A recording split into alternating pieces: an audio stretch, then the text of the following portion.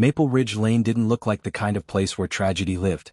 It was a quiet stretch of modest homes, trimmed lawns, and porch lights that stayed on all night. Parents there felt comfortable letting their kids ride bikes past sunset. Neighbors waved at each other from driveways.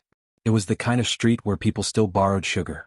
Which was why, when the raid happened, it felt like a wound in the heart of the whole community, an injury that spread through families, schools, churches until it felt contagious. But it began with one man. David Carter.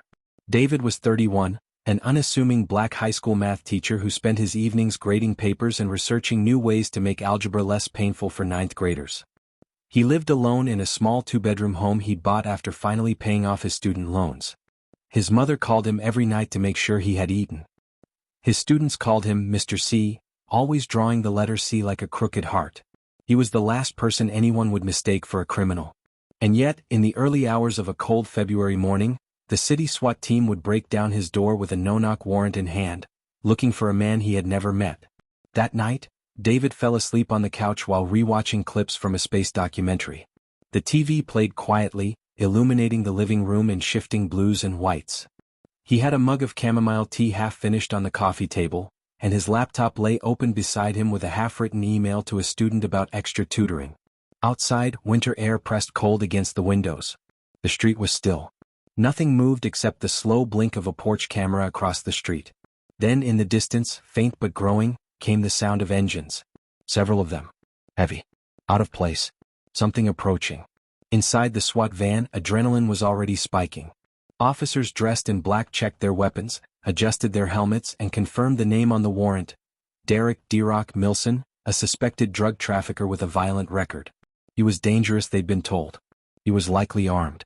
He was last seen entering a house on Maple Ridge Lane. But the house they were rushing toward, David's house, wasn't Derek Milson's. That mistake, made by a tired officer skimming camera footage too quickly, would cost a life. At 2:14 a.m., the lead officer signaled to the battering ram.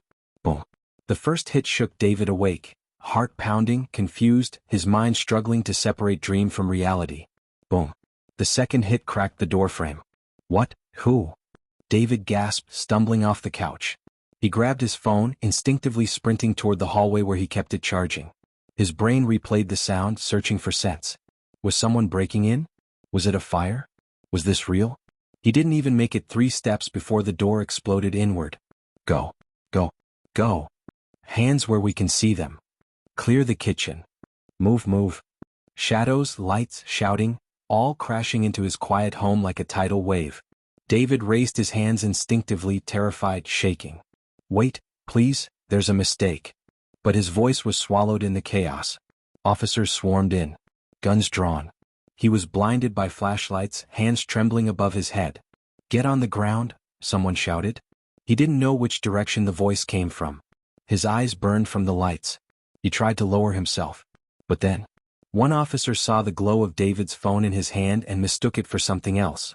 A split-second decision. A shadow. A misunderstanding. A fear sharpened by adrenaline. A gunshot. Then another. And everything went still. David collapsed onto the living room carpet, warm blood spreading across the fibers where he graded papers every night. The TV flickered quietly in the background, still playing images of distant galaxies. The officers froze, heavy breathing, wide eyes, uncertainty sudden and sharp. Then the command came. Cease fire. Check the suspect. But David wasn't a suspect. He was a school teacher asleep on his couch. The search began. Officers moved room by room, turning over couch cushions, checking closets, opening cabinets, scanning for any sign of drugs, weapons, cartel ties. There was nothing.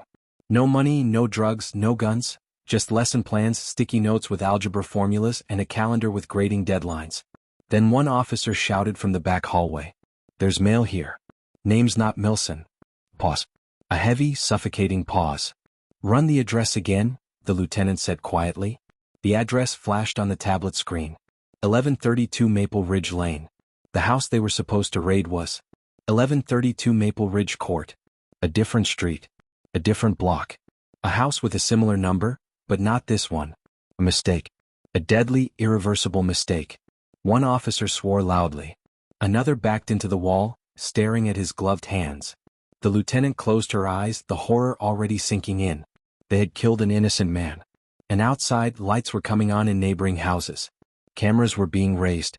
People were emerging from their porches, whispering, filming, asking questions the officers had no answers for. David's mother lived 10 minutes away. When her phone rang at 2:38 a.m., she answered with a sleepy concern. The officer on the other end told her to come to Maple Ridge Lane immediately.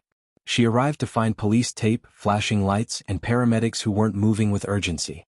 That was her first sign. The second was the sight of her son's shoes by the doorway, one fallen sideways like he had been running. She screamed until her voice broke. A scream the neighbors would say they never forgot.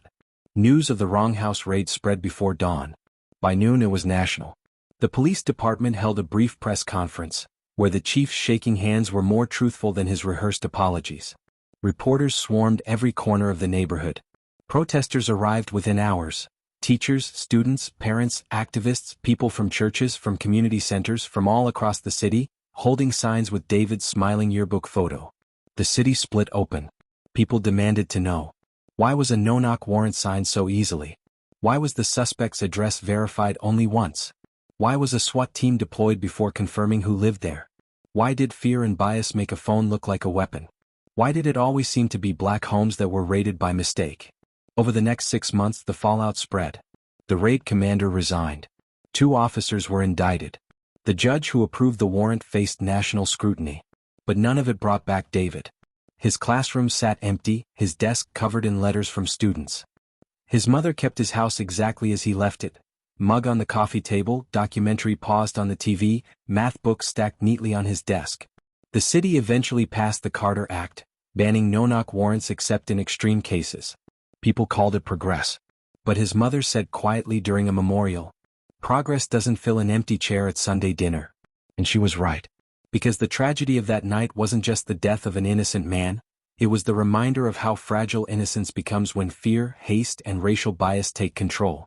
A reminder that sometimes the deadliest threat in a peaceful neighborhood is the knock that never comes.